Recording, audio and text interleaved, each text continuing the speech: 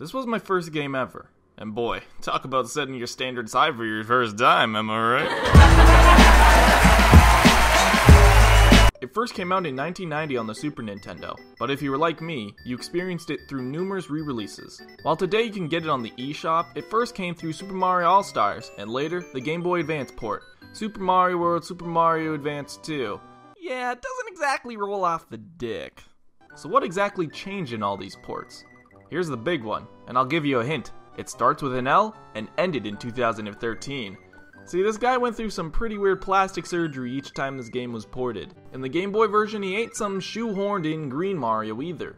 He was finally given his own style. You know, the flutter jumping beanpole Luigi. In this game, you're able to choose between Mario and Luigi on the world map. See, Mario's jump is the usual, but Luigi's is more like... I should also mention, this time around they gave the bros their own voices instead of keeping them the cool and silent type. It actually diversifies Mario and Luigi more than past versions, so it feels like they're their own unique characters. The sound of... and Luigi's... have burned into the etch and sketch of my soul. So as I said, this was my first game, played on the first system I owned. Ever. So this retrospect is going to take me back, way back, to the days of Nelly stomping in his Air Force Ones and McCain's Smiley Fries. So grab that Sunny D and put on that Aaliyah. Oh. Here we go. Can y'all really feel me? So I think I got it on Christmas. A strategy guide, a Game Boy, and Game Boy Advance accessories. Eventually I got that GameCube Game Boy adapter thingy you put on the bottom of your GameCube and shove the cartridge in the bottom. It's actually what I'm using to record the footage in this video. This thing became an extension of my soul. Like, I'm not gonna lie to you, I was a pretty shy kid, still even am today, but I didn't talk to nobody. This game was like one of my only friends, and I had it for a long time in my youth. Just me, my day one Walmart prescribed glasses, and my Game Boy with flashlight attachment and mobile battery pack. Yeah, suffice to say, I was pretty fucking hip. Dirty South, dirty. The story was your typical Mario one. The same old song and dance we've heard over and over. Save the princess, beat Bowser. But for me, this song pierced through my soul. Strung away every fiber of my being like a Sam Smith song. I'm Dirty South, dirty. So you gotta savor by going through all 8 parts of Yoshi's Island, visiting ghost houses, switch palaces, and all the regions of the gluttonously named land. Now, I'm not gonna pretend you're the uninformed viewer that doesn't know anything. I mean, you're a dumbass, but not a complete one. You've seen the ROM hacks, the new entries to the series, the music. It's basically a gaming icon. So the only real question here is, how well did it port? I guess I didn't know any better, but from playing the original, it feels pretty identical. Obviously, you can expect some graphical and sound differences because of the hardware, and some internal elements such as saving. The only real thing that may irk you is that you don't have as wide as a screen to view your game. You may find yourself doing leaps of faith, but it's not so bad. As you guys know, I was a pro back in the day. Had the Game Boy flashlight, strategy guide, everything. I knew my shit. See, I didn't like fire flowers because they were... I usually got capes whenever possible so I could... and get to the end in no time. Imbalanced, but satisfying.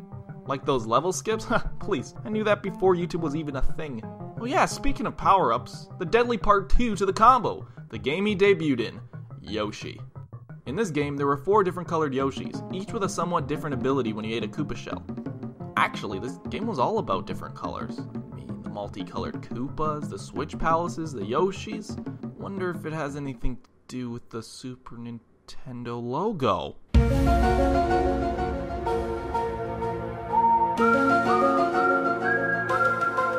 Anyways, Yoshi was my main man. If I ever got knocked off of him, I was like, yo, everyone, hold on a fucking second, I need to get my El Primo Dino. Yoshi actually became one of my favorite characters in the Mario games, making me want to play him in Smash, Mario Kart, and Mario Party. And, oh man, you can't talk about Yoshi without touching on this topic. You know what I'm talking about. Cheese motherfucking bridge. I checked the guide because I'm a frickin' pro, and there's an exit at the end. Alright, how do you get to it? Alright, you get Yoshi in a cape, you clear this section by flying over it, alright, I see you, now what? You've got to jump over here, alright, and then jump off of him? I have to kill Yoshi? This game was basically telling you that in order to reach your goals, you have to, and I mean literally have to, ride your friends and loved ones when they suit your needs. When they serve their purpose, you dispose of them with a hop in your step and a smile ear to ear.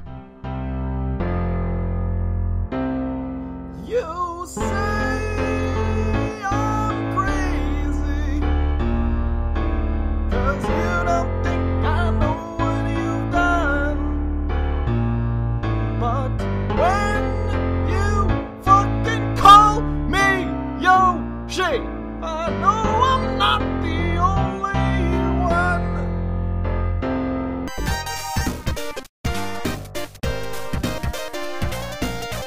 Oh yeah, secrets! The best part, how could I forget? They encourage exploration of the game in places where you thought things were suspicious. I know I said I had a strategy guide, but I barely use it, only unless I was stumped. The internet these days kinda ruins the magic that came with finding these kind of things in games. It felt like an actual discovery, exclusive to you and the game. Something I really pity about this new generation of gamers. Forest of Illusion was notorious for these. Like, there were all these twists and turns in the forest where each level you had to go here and there and find your way out. See, in this level, the secret was kinda needed because you needed to get the Switch Palace. But once you got it, you had to go through the water level again. And God knows I hate those fucking Rip Van douchebags. Then there was this Choco Mountain stage, where after you finish the level, it's all like, Fellas, you know, I'm not in any electrical engineering or anything, okay, I don't know. But it turned out you had to get the secret in order to advance the right way. Which begs the question, why are these mountains made out of chocolate? And then there was this. This was one of my favorites, where you never would have guessed such a taboo thing in a platformer. See, you can actually start flying with the cape at the start of the ghost house. Yeah, and then you get all these one-ups. But it gets even better, because once you finish the level, you discover a secret hideaway. This place was so clutch, like you had Yoshi and every power-up you could ever need. Really good for endgame fights and levels. And we can't talk about secrets unless we talk about Star World. This game connected all the locations on Yoshi's Island. Served as a really big shortcut sometimes. I remember I figured out that after you found the secret in Donut Plains, you can sneak through the ghost house, through the Star World, to the Valley of Bowser. Man's at 13 years old had a 13-minute speed run. And even after the Star World, there was another plateau for you to reach. The Special World. See, even Super Mario World knew that you were a special snowflake, privileged, upper-middle-class North American child who got Easy Bake Ovens and Hot Wheels for Christmas, am I right? And this place didn't mess with you. Oh, it was hard. So hard, it had to hit you up with the 80s rap stereotypes. Gnarly, tubular, way cool, groovy. Oh, jeez, I wouldn't want to imagine what they'd be called today. Swag, YOLO, bish, turn up, 420, young money, cash money, billionaire. All joking aside, these levels were the final course. The final piece of cheesecake you want really bad, but you just can't handle it because your stomach's like, ugh. They tested all your skills and all your reactions. A nice little challenge for the really dedicated players. And when you completed it, you got this message. And you know, it was pretty humbling, especially for a kid like me. This was the first time a fourth wall break happened in a game for me. It showed you the culmination of all the work you put in at this point. Personally saying that you are a great player. Probably the best compliment I got my whole childhood. Now, I think that's all I wanted to talk about in this retrospect, so... Well, hold on. What?